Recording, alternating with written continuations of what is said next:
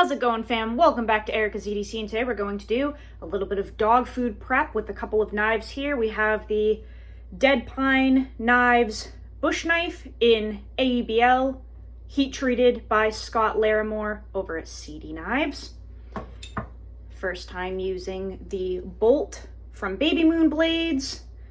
This one's a Nitro V, of course, not going to focus. Nitro V. And we've got the Escapist from Caleb's Cleavers in 14C28N. Haven't used any of these really. I've barely used this one. I think I used it like one time just doing a couple little feather stick things, but I haven't really used these yet. Super excited to get some work in with them. It's going to lead into a project that I am running on these three steels in particular, because I'm having a hard time bonding with these two. I've had a hard time bonding with AEBL and Nitro V. I've never actually used 14C, so this will be my first time. This is 63 HRC, super thin, like 8 or 10 thou behind the edge. So this may help things, but I am just not the biggest fan of AEBL or Nitro V, and it's not against any makers that use it. It just, for what I like in a knife, they don't have the abrasive wear resistance that I enjoy. But people rave about these steels. They're obsessed. And I want to understand why. So I'm really trying to figure out what the hype is. I know that especially AEBL has a ridiculously fine grain structure, super impressive edge stability, like really good toughness for what it is. So I know that feeds into things, but I like trying to like debunk things. So this is part of a project that I'm doing. The Nitro V in particular is only sharpened to 140 grit. I really want to see if that helps me bond with Nitro V more. This has a ridiculously coarse edge. So we're just going to use these to do some dog food prep today. As you guys know, I feed a raw food diet to my dogs.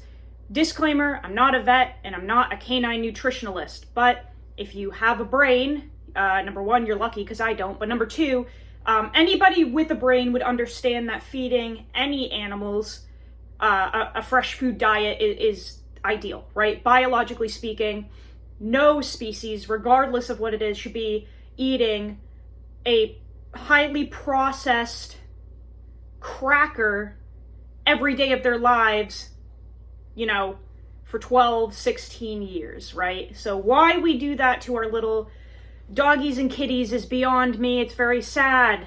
So I feed a raw food diet, but with that, they also get a lot of scraps that we don't use as humans. Broccoli stems, cauliflower stems, carrot nubs,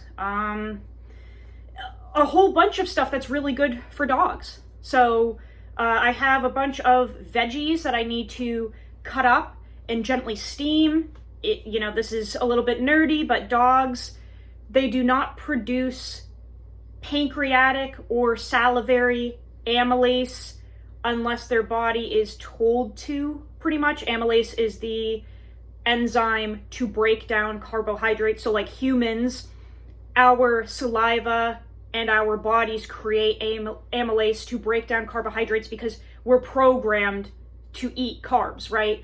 Dogs, however, you know, hypothetically speaking, if they weren't eating vegetation or grains or whatever, their bodies wouldn't really produce amylase. So they can process carbs, but it puts their body into overdrive if they're processing them too often, or if they're carbs that aren't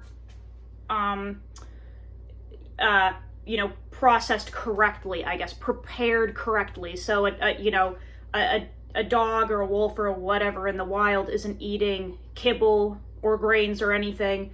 They will eat like tripe. They will eat some stomach contents of other animals. So basically, us raw feeders, when we do feed fruits and veggies, because they can be beneficial and provide essential vitamins and minerals, we have to prepare them properly, which means to, you know, gently steam them, gently cook them, to break down those carbs, those sugars, etc., for them to be able to digest. A cool little science project you can do, if you want to see how a dog's body works, feed them a raw carrot if they'll eat it, and I can promise you they will poop out the raw carrot. Like, it will not be digested. It will come right out the other end exactly how it looked when it went in, because their bodies cannot process carbs like that. If we gently cook them down and break them down, puree them, steam them, whatever, it's great for dogs. Vitamins and minerals within fruits and veggies are great. So I will take a whole bunch of vegetables that we, you know, don't use, boil them, steam them gently in a pot, feed it to them. Their bodies love it. It's great for them. So yeah, let's get into the processing here. Like I said, you know, it's really good to feed your dogs real food, even if you can't transition to a raw food diet. Just implementing some fresh fruits and veggies properly prepared, it can increase their longevity of their life by like years, guys. Years. Fresh food is good for dogs, okay? If you love your dog, start giving them some gently steamed broccoli stems and cauliflower stems and carrots and little raspberries and all that good stuff. It's amazing for them. So let's get into the fun stuff. We're gonna get into the cutting of the veggies. Thanks for being here. I appreciate you guys. All right, so we've got our knives, cutting board, and a big bowl of veggies. I know you can't see it fully, but a whole bunch of scraps in here that we can steam for the dogs. Let's use the AEB-L first. During this part, I guess I'll kind of talk about my, not issue with these steels, but what I'm trying to learn from them. So, AEB-L, Nitro V, 14C, I would even say 154 cm, all of those like stainless steels that are very glassy, I have a hard time bonding with for an EDC knife. Now, for kitchen stuff, I think it's perfect because they're stainless, they're super fine grain structure, and they all have pretty dang good like edge stability. So, you know, when you're cutting on a cutting board, that's great. Also for woodwork, like out in the woods, I think they're great. I believe Nitro V falls a little shorter than AEB-L and 14C in terms of either toughness or edge retention. I can't remember. I think toughness. But basically they're all very, very similar. And I like these steels for outdoor tasks, kitchen tasks. They're great. Where they don't do so hot for me is the EDC stuff, because for me personally, and this is all just personal opinion, for my EDC knives, I like them to have better abrasive wear resistance. I like them to be able to cut through kind of the nitty-gritty stuff for a longer period of time. And unfortunately, these steels that we're talking about today, they glass out, they get very slick very quickly when you put them through anything abrasive. Now, that's what I'm trying to kind of figure out, because I've said that and people have been like, that's not true, you're just you're bringing them to too high of a polish for grit, or it's, I've heard every excuse under the sun as to why I'm wrong, and I've tried everything.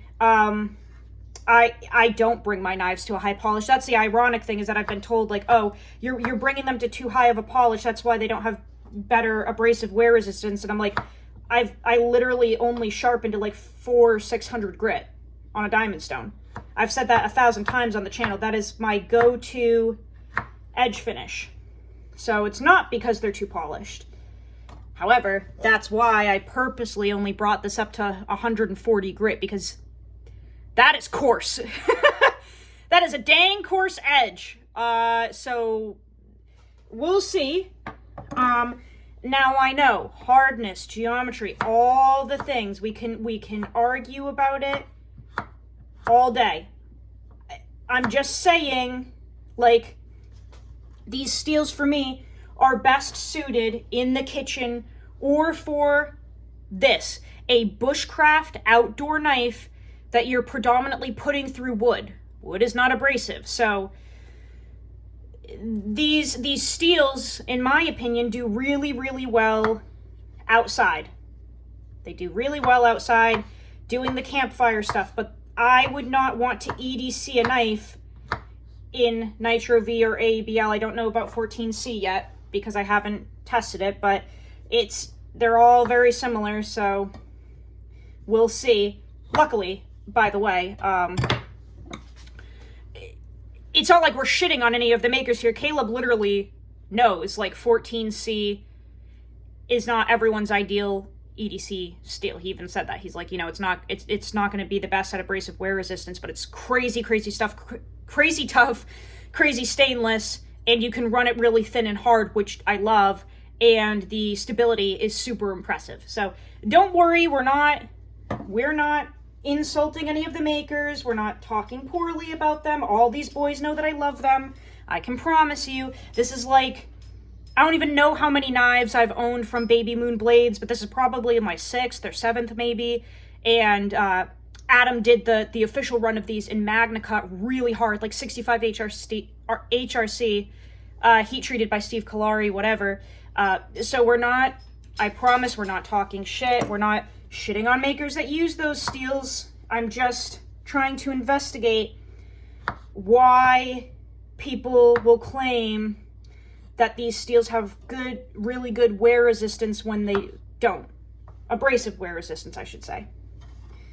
I want to figure out where that's getting misconstrued. That's all. Because I like investigating. As you can see, the bush knife from Matt over at Deadpine Knives, this thing has some really wonderful geometry. It's a full Convex. A lot of people know that as like a CD Vex grind from Scott Larimore. This thing is absolutely incredible so far at slicing through these veggies. Really, really nice. I think we'll maybe move on to the Nitro V and try that out, but this thing is, you know, phenomenal. And this is really for outdoor tasks, but food prep at the campfire. It happens if you're out camping. You'll probably be cooking. So this does wonderful, guys. Super sharp spine, really comfortable to use, ridiculously thin. Paper thin edge.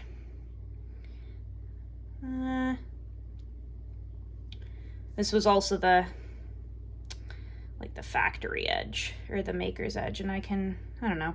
I think if I press down, I could maybe cut myself, but see how you can just, after just that little bit of cutting, you can kind of just run your finger. It happens. Let's try, I'm curious about this. I'm curious about a 140 grit. That's about as rough around the edges as your mom, so I'm curious to see if this helps at all, but I want this to be like an open discussion, so if you have a lot of experience with these steels, let me know like what you think down below, because like I said, I like them for kitchen tasks and for outdoors tasks. I think they're totally great. It just, like, if I know I'm going to be cutting, like, rope or cardboard, like a lot of it, I would not pick any of those glassy steels as my go-to to process those things. And again, like 154 CM, same thing, super glassy, in my opinion. They're just not what I would pick for those particular tasks, and I think that should be allowed to be okay, you know? So this, the 140 grit, feels nice. I did that on the KME, because I wanted it to be, like, really legit. I didn't want to do, like, a freehand edge and have that be something that someone could, you know, take points off for, like my poor sharpening or something. So this has a 140 grit diamond edge off of the KME. As you can see, very even. Okay. Great. The only area that has a tiny bit of the original convex edge is literally at the heel there, because I was scratching, I don't know if you can see. Oh, I think you can. In the choil with the system, trying to get up in that heel. You can see right there, I was scratching the knife, and this has a stunning mirror finish. So I really was trying not to mess it up, and look, I did. That's why I gave up on trying to get into that spot, because you can see the scratches. And who's cutting with the part right there? Nobody, so. But I dinged it up trying to get in there, and I was just like, oh, crap, that doesn't look good. So I just gave up on trying to get that little heel area, because it doesn't really matter anyway. But this grit feels great. A lot of people would say that's way too coarse and shitty, but it's like grabbing nicely.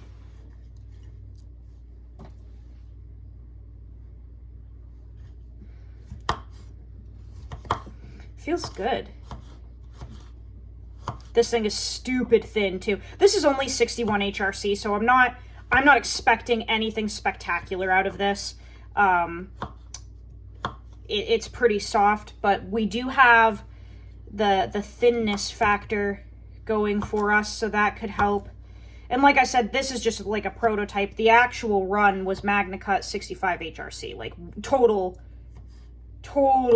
difference to this. I want to try to kind of contact the flat part a little bit more real quick, which is hard with this particular model because this isn't necessarily what it's for. That's okay. I should have shown the edges before we started. That was stupid. But hopefully you can see that they're like this one's a KME.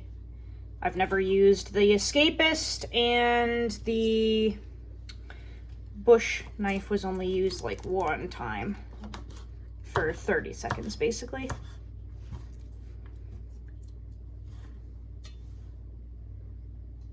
Yeah, see, that's the tough part for me, is that like this, I should have shown it on paper because, you know, you got to see it to believe it, but it was KME 140 grit, ridiculously aggressive. And, you know, we're already kind of glassing out here because that's just kind of what happens, I guess. Yeah, you can run your finger over it. Again, if I pushed down, I could probably cut myself, but they just get slick pretty fast for me. It's still gonna cut, obviously. Not that big of a deal, but, you know, if I were trying to go through a lot of cardboard or rope or plastic, you know, that glassing out isn't... It can almost be dangerous, in my opinion.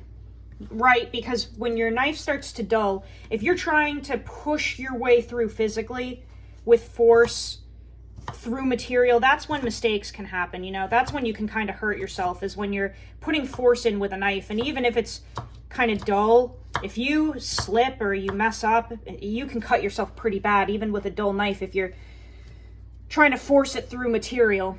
And that's what makes me nervous.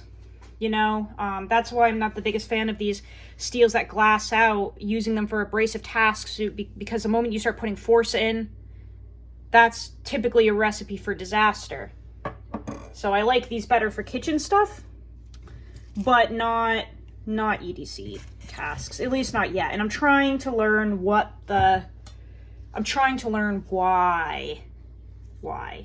Okay. 14C28N, super thin and hard. Oh. That's stupid. Now this is I don't know what grit he did this edge at, but it looks like fairly shiny. Caleb, I'm sure you're gonna watch this because I'm gonna tell you to watch it. Maybe post what grit you finish this at, but it looks, you know, not mirror finish, but pretty fine. Wow. Yeah, that's, oops. I'm spitting everywhere. This is cool. I have heard out of these 3 steels that 14C is preferred out of them. At least from the people that I talk to. And then I think AEBL would be the second. And then Nitro V the third. Because I think Nitro V out of all of them is like, I swear there's something about it that falls a little more short than the other 2. I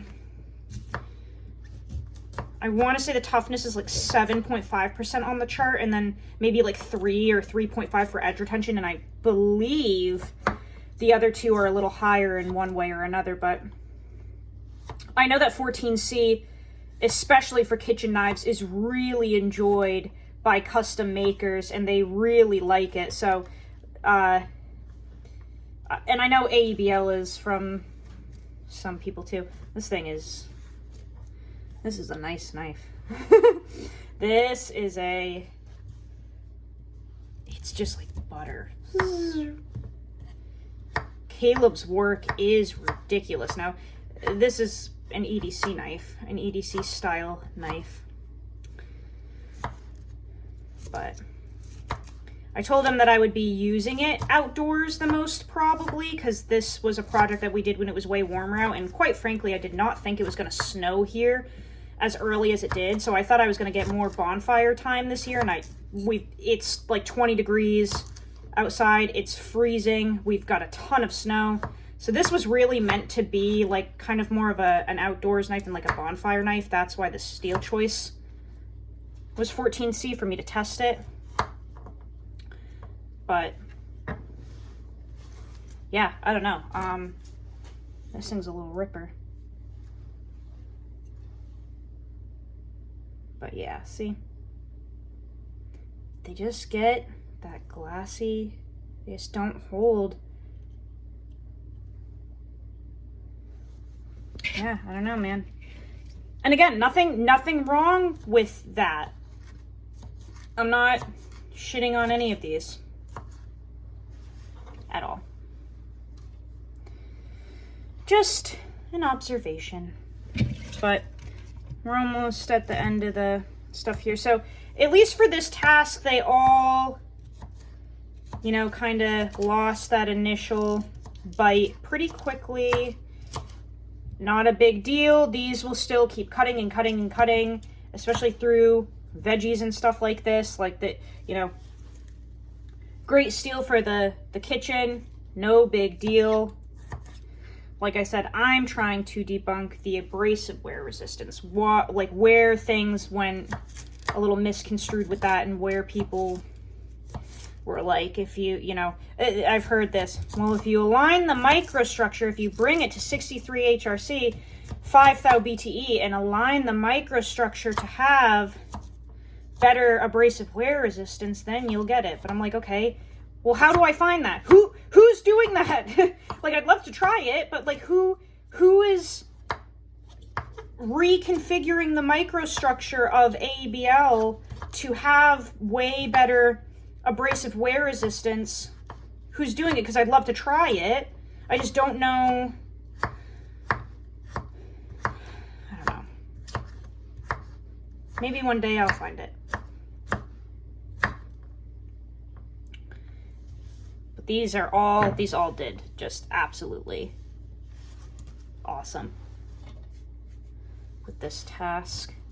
And like I said, these steels are perfect for kitchen knives. That's why we see so many custom kitchen knives in these steels, because they are super stainless and they've got that wonderful apex stability where, you know, this is not a hard task for a knife at all. But let's say you were, you know, processing a meal and you were breaking down birds, right? And there's bone involved, or I don't know, trying to think of something where you could maybe kind of tweak an edge. Because obviously broccoli is not going to fuck up an edge. But like, you know, what if you're breaking down birds or like rabbit or something? You know what I'm saying? Or something like that. Like, that's where these knives shine, because that toughness, that edge stability at the apex, you can do tasks with these where you would think it would ding the edge or chip the edge, and it literally is like nothing happened. You'll maybe get a reflection, maybe, in the edge. And that's it. That's where these steels, in my opinion, absolutely shine, is that toughness, that edge stability. You can make boo-boos and mistakes with these and nothing is going to happen. And then when you go to fix those boo-boos, when you go to sharpen, it's like the easiest, most pleasant sharpening experience ever. They're so nice to work with. I get that that's like an incredible hype point for these steels. I so get that. It's just, like I said, it's just that abrasive wear resistance where I've never seen it. And I don't know. I just think that edge gets a little slick, and that's okay, but man, these were wonderful. These were really wonderful. Now we've got a big pot of veggies that we're gonna nice and gently steam for the dogs so they can digest them properly. But these all did wonderful. Obviously, this is subjective. It's my opinions. All of the disclaimers, okay? But these all did awesome. I just will say, even though this was a rougher grit, like people have said, it started to slick out. So, and I know someone's going to be like, well, it's only 61 HRC. Of course it did. So I need to, I don't know, maybe I need to try Nitro V at like 63, 64 HRC, thin and slicey, super coarse edge. Maybe that won't glass out. I don't know. I'll definitely bring all of these, or these two, to a coarser grit when they need to be sharpened, just to try it out. 100%. I want to see how that goes. This is going to be an ongoing thing, but I just kind of wanted to show this is what I'm talking about. You use them, and in my experience, regardless of which one it is, right off the bat, you start getting that slick. Of course, you're getting awesome toughness. It's so worth it. It's so worth it to have that toughness out in the field, or if you are someone who really cooks a lot, like if you are a chef and you are breaking down birds or rabbit or whatever, and there's a chance that you can run up against some bone, these are where it's at, man. These are where it's at, because that fine grain structure and that edge stability and toughness is so off the charts. This is where they shine. But I want to know why or how they can also have extreme abrasive wear resistance. I don't know. So, drop a comment. Let me know what you think. I'll see you guys on the next video, I guess. Well, let me say a proper goodbye. What am I doing? Being a douchebag. Let me say a proper goodbye here and blind myself. Ooh. Okay. Let me know what you think. Share your thoughts and experiences with these steels down below. If you find that 154 cm Nitro V, AEB-L, 14C, if you find that, yeah, they do kind of glass out a little bit fairly quickly, but they'll hold like a decent edge for a good period of time, and that toughness that they provide is just, that's what you're looking for. If that's your thing, let me know. If you have used any of these steels, if you've used AEB-L and you're like, no, your microstructure is off.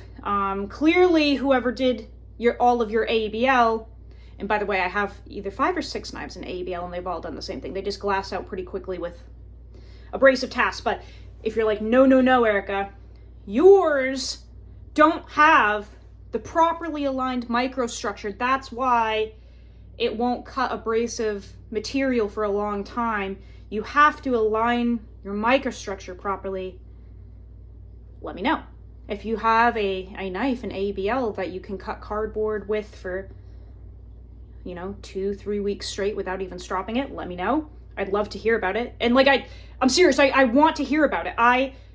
I've talked about this topic with so many people, trying to figure out what I'm missing. Because when you have 5 or 6 knives in AEB-L, you've used, I don't even know how many in Nitro V. Probably close to a dozen. First time with 14C, so I won't include that one, but 154cm, I've had a number of blades in that. When you've used, a lot of them and you find the same thing over and over, regardless of HRC, edge angle, the DPS, the BTE, the blade stock thickness, the grind, the whatever, when it doesn't matter and you've used everything under the sun and you just find that a steel is glassy, and then some people are just like, no, you're wrong. It's like, okay, then show me. Show me. Show me. If you have videos of cutting 500 feet of cardboard with AEB-L without it having any hiccups in paper, send me the link. I want to be proven wrong. I'm having a hard time finding what I'm missing. So obviously I need help. If you have a video, please show me, I like being wrong. So that's it. I'll see you guys on the next video. Go use your shit. Learn how to sharpen your knives. And I'll see you guys on the next video. I love you guys so much. Start feeding your dogs fresh food. Make them live longer. See you guys in the next video. Love you. Bye.